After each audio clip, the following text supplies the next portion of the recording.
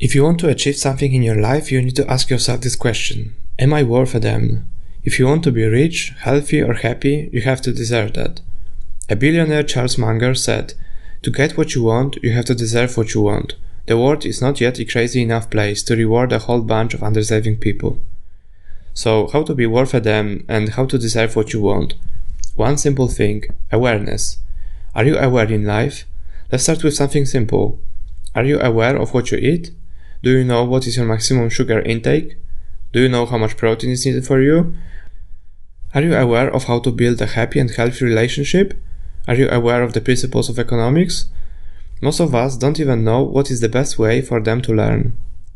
We live in a world where people don't know what to eat to be healthy, how to behave to build a healthy relationship, and many other things that are so important. To be more aware, you should consciously observe things around you, pay attention to details, learn some basics of the most relevant areas to your life, like health, wealth, love, and happiness. A good way to build awareness is to start noticing differences between your rich friends and poor friends. Pay attention to what they say, how they act, how they spend free time, etc. If you want to make more money, you should work until you have the feeling that you simply deserve that. Warren Buffett had a great exercise for students. He said, "I want you to imagine you are back in high school, and you have one magic wish. You can choose any student in that room, and you will receive 10% of all the money that he or she will make for the rest of life." How would you choose that student? Would you choose the smartest guy, the most hardworking, the one with best grades? You should think for a second about it. And even more important question, would you bet on yourself? It is good to build awareness in your child as soon as possible. If your 2 or 3-year-old kid is making more observations and is more aware than other kids in the room, that's the best indicator of the future potential. Awareness is crucial to increase your worth a damn factor. The world is relatively fair, and let me explain what do I mean by this. Arnold Schwarzenegger used to train 5 to 6 hours a day, almost every day. He was eating healthy food. And I know that he did steroids and all that stuff, but most of the pro bodybuilders do, so it's irrelevant. Arnold Schwarzenegger basically did everything he could in order to win Mr. Olympia contests.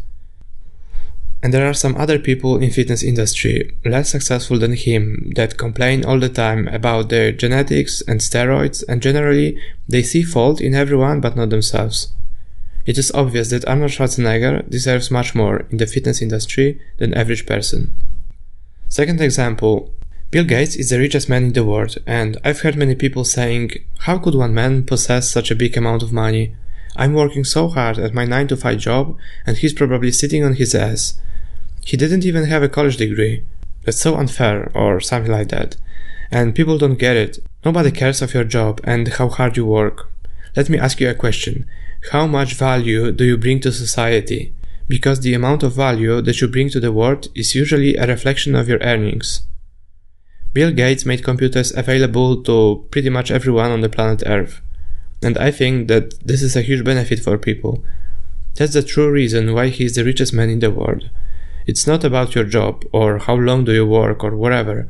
The rule is that the bigger value you provide to as large community as possible, the more money you make. Bill Gates simply deserves to be the richest man. Pick up any billionaire biography and read it, and you will know why they are so rich and why they deserve it. But it isn't only about the money. Michael Jordan is probably the best basketball player ever, and he might seem to be a bit cocky on the outside, but after reading his biography I can see that inside he's truly humble.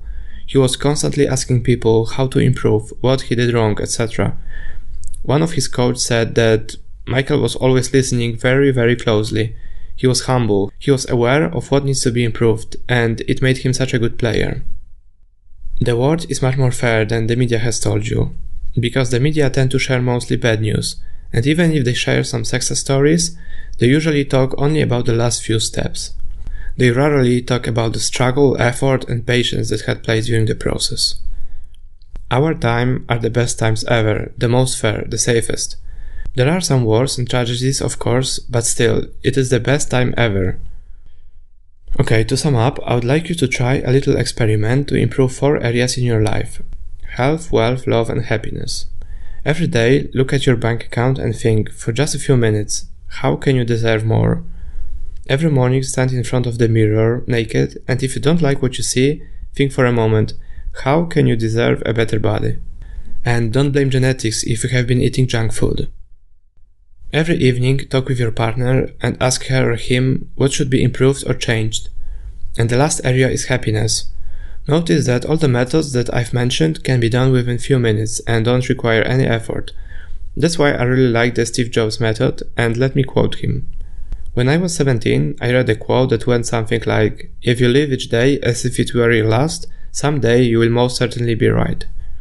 It made an impression on me, and since then, for the past 33 years, I've looked in the mirror every morning and asked myself, if today were the last day of my life, would I want to do what I am about to do today? And whenever the answer has been no for too many days in a row, I know I need to change something. That simple but powerful method to stay as a happy man.